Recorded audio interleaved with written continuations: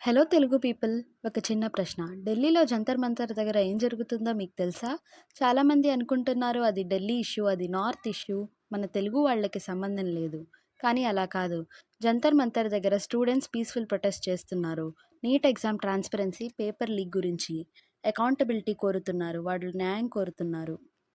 Neat అనే exam ఒక state కోసం కాదు, ఇండియా మొత్తం స్టూడెంట్స్ రాస్తారు. మన ఆంధ్రప్రదేశ్, తెలంగాణ స్టూడెంట్స్ కూడా అదే ఎగ్జామ్ రాసుంటారు. కాబట్టి ఈ ఇష్యూ మన ఫ్యూచర్ని కూడా టచ్ చేస్తుంది.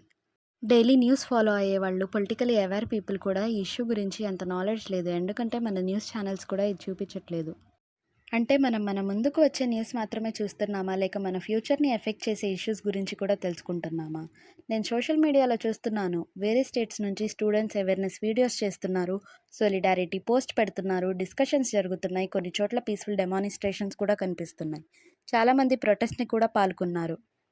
కానీ మన తెలుగు స్టేట్స్ నుంచి ఇలాంటి అవేర్నెస్ చాలా తక్కువ కనిపిస్తుంది. ఇది రియల్లీ షేమ్ఫుల్ ఫర్ us. నేను గుంటూరు నుంచి మాట్లాడుతున్నాను. నా ఫీడ్లో కూడా మన సైడ్ నుంచి ఈ ఇష్యూ గురించి మాట్లాడే వాళ్ళని చాలా తక్కువ చూశాను. అది నన్ను నిజంగా ఆలోచించేలా చేసింది. ఇది ఏ పొలిటికల్ పార్టీ గురించి కాదు. ఇది ఎవరిని బ్లైండ్గా సపోర్ట్ చేయమని చెప్పడం కూడా కాదు. ఇది మన ఫ్యూచర్ ఎగ్జామ్స్ గురించి, ఫెయిర్నెస్ గురించి, ట్రాన్స్పరెన్సీ గురించి. మీరు ఏ పొలిటికల్ పార్టీని సపోర్ట్ చేసినా పర్లేదు, కానీ దయచేసి ఈ ఇష్యూ గురించి చదవండి, డిఫరెంట్ సోర్సెస్ చూడండి, ప్రొటెస్టర్స్ ఏమంటున్నారో వినండి, అథారిటీస్ ఏమనుకుంటున్నారో కూడా తెలుసుకోండి. ఆ తర్వాత మీ ఓన్ ఒపీనియన్ని ఫామ్ చేసుకోండి. సైలెంట్గా ఉండడం కంటే అవేర్గా ఉండడం ముఖ్యం.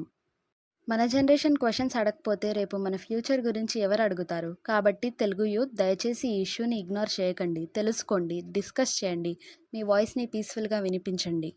నిజాయితీ కోసం నిలబడండి, జస్టిస్ కోసం మాట్లాడండి, మన ఫ్యూచర్ కోసం అవేర్నెస్ పెంచండి.